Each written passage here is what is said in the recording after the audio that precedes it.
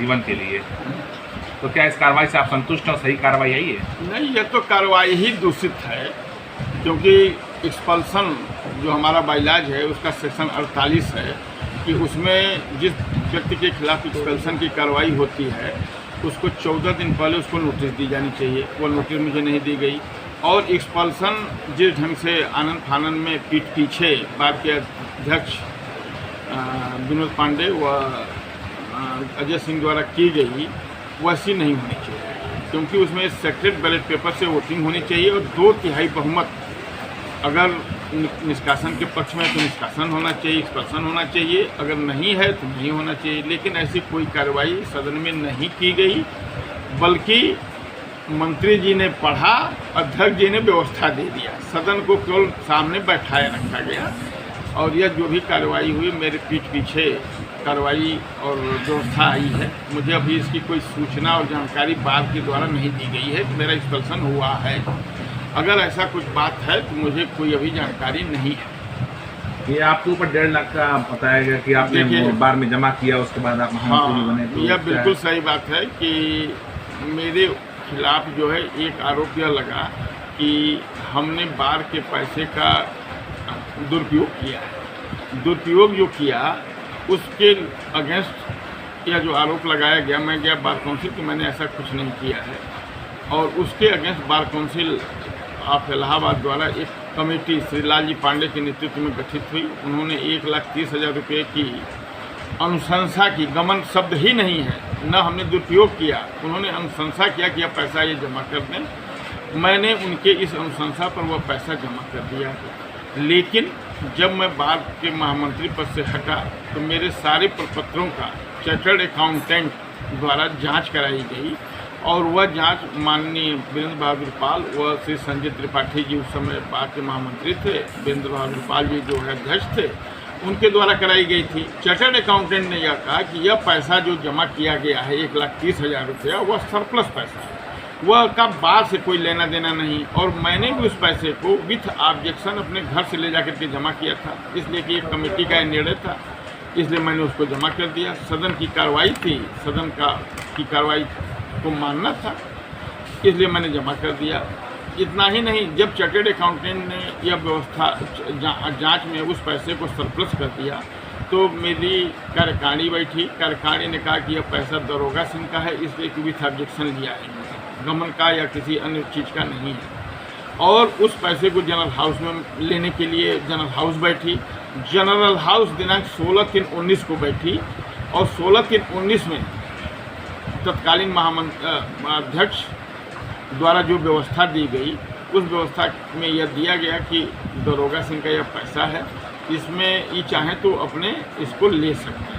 उस व्यवस्था के अनुक्रम में उस पैसे को मैंने वापस ले लिया, मैंने कोई गमन नहीं किया, नहीं बार का पैसा लिया, और उसी पैसे को यह लोग गमन का आरोप लगा करके, इसलिए कि यह चुनाव लड़े, चुनाव में मैंने इनका विरोध किया राजनीतिक प्रतिद्वंदिता के कारण, व्यक्तिगत दुश्मनी के कारण, क्योंकि जो हमारे बार के अध्यक्ष हैं वह कोतवाली में 15वें नंबर पर, उनका नाम है श्री विनोद पांडे पुत्र स्वर्गीय कमला पांडे, दुराचारी नंबर 15 पर नाम है। यह अपराधी प्रवृत्ति का आदमी है, और इसका अपराध करना, अपराध के कार्य में संलिप्त रहना इसका पुराना कार्य है। यह अपराधी है, इसके खिलाफ 7-8 मुकदमे 302, 307 के हैं। यह अपने इस दुराचारी लिस्ट को कटवाने के लिए माननीय उच्च न्यायालय भी गया था, जिसमें उच्च न्यायालय ने माननीय कप्तान साहब के यहाँ रिमांड कर दिया कि यह जाकर के वही कप्तान आपका देखेंगे। कप्तान ने कहा कि जब तक यह मर नहीं जाएगा तब तक इस पर निगरानी रहेगी, अगर क्योंकि इसका आज भी अपराध में संलिप्तता है। वह व्यक्ति हमारे अध्यक्ष बनने लायक है नहीं, अध्यक्ष बना है सारी चीज़ों का कंसीलमेंट करके, सारे तथ्यों को छिपा करके, सारे मुकदमों को छिपा करके। उसने एफिडेविट जो दिया है उसमें लिखा है कि मैं दुराचार, मतलब मेरे खिलाफ मुकदमा नहीं है, इसके बावजूद भी वह बार का अध्यक्ष हो गया। इसलिए इसके इस ऐसी व्यवस्था से, क्योंकि न बाइलाज से इसने कुछ काम किया है, न किसी व्यवस्था से काम किया है, यह खुद ही दुराचारी है, अपराधी है, बार का अध्यक्ष में उसको मानता ही नहीं। अगर उसने ऐसी व्यवस्था दिया है, जब वह मुझे इस बात को सूचित करेगा तो मैं उसका भरपूर जवाब दूंगा, सक्षम न्यायालय में जाऊंगा और उसकी इस बात का मैं पूरा जवाब दूंगा। बार का महामंत्री जो है वह रजिस्ट्री ऑफिस का दलाल है। वह खुद ही बार का महामंत्री होने के लिए 15 साल की अर्हता होनी चाहिए, लेकिन मैं ही उसको महामंत्री सदस्य बनाया हूँ। उसके पास मात्र 4 साल की अर्हता है। इसके खिलाफ श्री हरिद्वार वाला जी ने 156(3) का मुकदमा मुख्य न्यायिक मजिस्ट्रेट के न्यायालय में इसलिए दाखिल किया है कि इसने तथ्य को छिपाकर, इसने भी गलत एफिडेविट दे करके एल्डर कमेटी को चुनाव लड़ा और चुनाव जीता। उसके खिलाफ 156(3) आज भी मुख्य न्यायिक मजिस्ट्रेट के न्यायालय में दाखिल है। और चुनाव पिटीशन जो है को वारंटों की एक रिट है, माननीय उच्च न्यायालय में दाखिल है कि यह एलिजिबल क्वालिफिकेशन का महामंत्री नहीं है, इसलिए इसे महामंत्री का कार्य करने से रोक दिया जाए। इसलिए वह उसको इसमें नोटिस भी हो चुकी है, या उसमें हाजिर भी हो चुका है, केवियट लगाया था। ऐसे महामंत्री के भी निर्णय और कार्य से मैं कोई परवाह नहीं करता। पूरा सदन, पूरा बार, सारे अधिवक्ता मेरे साथ हैं। यह एक दुराचारी है, एक रजिस्ट्री ऑफिस का दलाल है, प्रॉपर्टी डीलर है। इसका यही काम है प्रॉपर्टी का लेन देन करना, वकालत से कोई वास्ता सरोकार नहीं है।